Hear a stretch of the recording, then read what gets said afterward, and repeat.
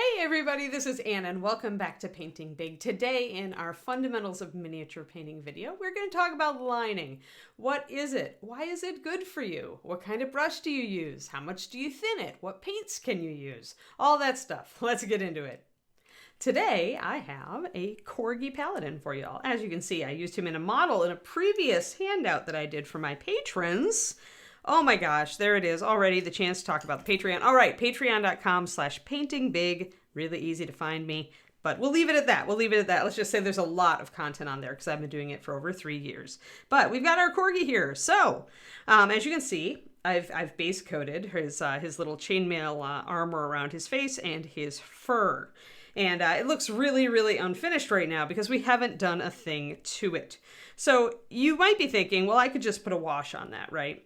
But there you're going to run into some problems. For instance, what if I want this Corgi to really stay this golden color? What if I don't want to change him? Remember, when we did our wash on this guy, it changed the colors, especially lighter colors. Changed pretty dramatically when you put a wash over it.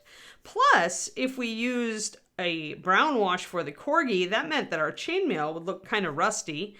And if we'd used a black wash for the chainmail and it went over the fur would look greenish because that's what black and yellow do together. So there are all sorts of reasons not to do a wash on this model. And the primary reason to not wash it is because I want these colors to stay this color. I want this light blonde Corgi fur. That's what I want. That's why I painted it that way. So when you're there and you don't want to do a wash, then you want to do lining for your shading instead. Honestly, if you only base coat, line, and do maybe a simple highlight on a model, it's still going to look 10 times better than most other models on the table. So what is lining? Why is it useful? Well, lining is extremely minimalist shading. It's a very efficient way to shade. So let me explain that. So essentially, why do cartoon characters have black outlines? Because it's the most efficient way to give them shadows. It's the most efficient way to define where one part ends and another part begins. It gives them the sense of solidity without having to do a lot of extra work. And that's what lining is. And so if you don't want to shade a lot and you just want the very minimum of shading, then lining is where you go. Now, I will point out one thing, and that is that usually I will not base coat the whole model and then line it. Instead, I will finish just part of a model and then line it and go on to the next thing and then line it. So on this model, I did the skin, lined around it, then I did the hair, and now I'm doing the purple, and you can see a little bit, you can see those dark lines right there. And I do this because then if I mess up, like I did on this shoulder bit here, I'm messing up on part of the model that I haven't yet painted. So that makes it a lot less stressful to line, because if you just finish one part and line around it and then move on to the next part, you always have just a primed surface that you can go to and screw up on. You can be careful on one side and not so careful on the other.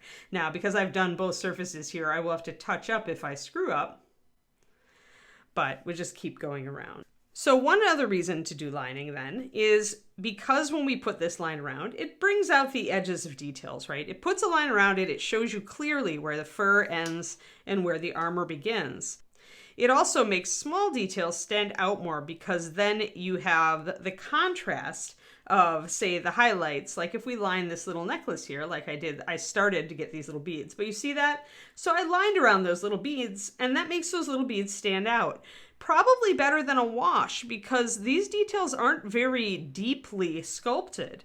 But Anne, this looks really hard, you say. Why would I do it? Well, my fine friend, there is one final really, really good side effect of lining, and that is that it builds your brush control faster than anything else as far as technique goes. Hands down, I see more improvement with my students when they start to really practice lining as far as being able to hit fine details like buckles and edges and eyeballs. It improves your muscle memory very much faster than anything else. And why is this? It's because you're actually making the effort to line neatly. And you're doing one stroke, right? You're doing a line. You're doing one stroke again and again and again. And if you want the most out of this, you should keep your hand at roughly the same angle while you are lining everything. I go into this in detail in a video on my Patreon called Building Brush Control Faster or Building Better Brush Control Fast. I don't remember which one it is, but essentially I show and I run down and break down the different reasons that lining does increase your brush control, and I also show tips. There are different tips to how to get the most out of this. But that is a huge reason to line, because yeah, you're going to make mistakes. Yeah, it's going to look fudgy at first. Sure, it's not going to look awesome at first. But the more you do it, the better you're going to get with it. And once you can paint that thin line there, guess what? You can do an eyeball. You can paint a buckle. It gets to the point where it trains your hand to do small brush strokes on details. And it doesn't take very long once you get down to it to get better at this. It's just the practice of drawing those thin lines that's gonna build your muscle memory. Okay, so how lining? Well, as you can see, I'm able to draw a pretty thin line with this. I am using a fairly thin paint consistency. I'm using a liner for this. A liner paint, Reaper makes them, are a little bit more fluid of a base, and they don't need as much thinning to do these thin lines. So things like blue liner are clearly labeled liner, and normally I use blue and brown liner a lot. There's also a couple of new colors in our fast palettes. Rogue Shadow is one of them. I think that's in the adventure colors. Don't quote me on that, but this is also a liner, and on the back of the box of the fast palette it will tell you if the paint is a liner. The other things you can use, really any dark brown, but walnut is everybody's favorite. Now the difference is that you thin the liner less than you're going to thin your walnut. If I use walnut to line, I'm going to thin it about 2 to 1, whereas if I use a liner like Rogue Shadow here, I'm only going to thin it 4 to 1. One thing I also do with my liner is I always use this opportunity to fill in eyes, and we're going to be talking about eyeballs. Don't worry, there will be a dreaded eyeball video.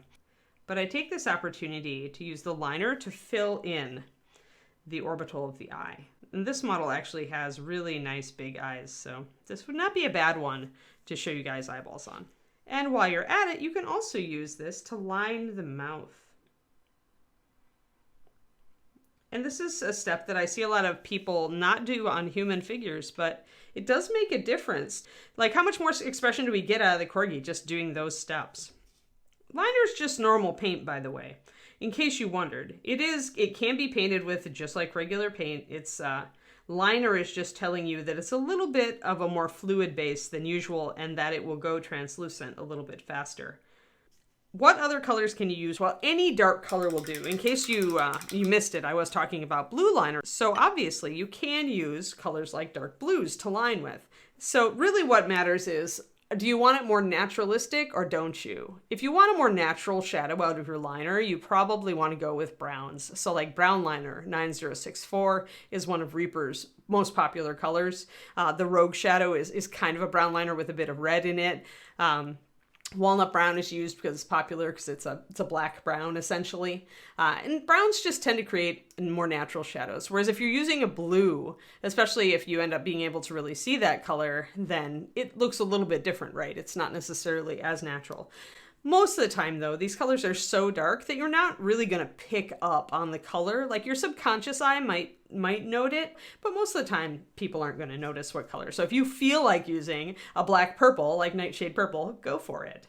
Oh, one thing I should say though, that if you do use pure black, then you definitely are going all in on the comic book style. So comic book style, cartoon style, if you're looking for that sort of effect, then you definitely want to use black liner. And there are other techniques as well that you can use to make your miniatures look like they're comic book characters. All right, what kind of brush should we use? Well, thin or narrow is best, as opposed to a wider brush like my Optimo here.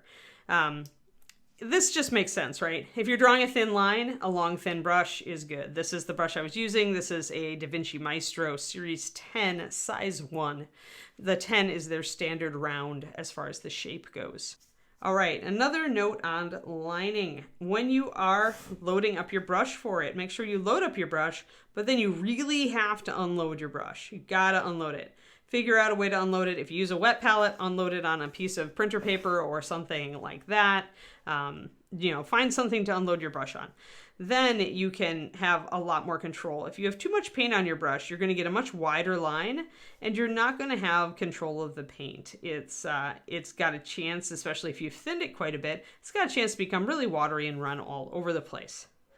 All right, so lining, that's why you want to do it. If you don't want to dirty your surface with a wash, if you don't want to change your color, if you want to define things better when it's small details that aren't very deeply sculpted so a wash wouldn't pick them up very well, like this necklace.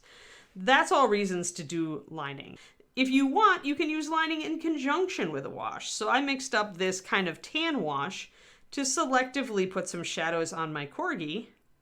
So I can just paint the wash in and still have the lining be just fine. So it's not like these are mutually exclusive things. You can absolutely do a little bit of a wash or shading and still have that liner. And in fact, using these in conjunction with each other is a good move. So there we are. And now look at him. That made a huge difference, right? So I'm just painting a wash where I want it instead of putting the wash over the whole surface. And look at how much that really transforms the face. All right, everybody, if you like these fundamentals videos, please tell your friends and give me a like. I would love that. These actually are doing so well. I'm so thrilled. Like, your views and your likes have really made a big difference on these videos. Every time you do that, it shows the video to more people who are looking for this sort of thing, and it gets the word out. So I really, really appreciate it, everybody. Thank you very much. All right. Thank you, everybody. This is Anne signing off.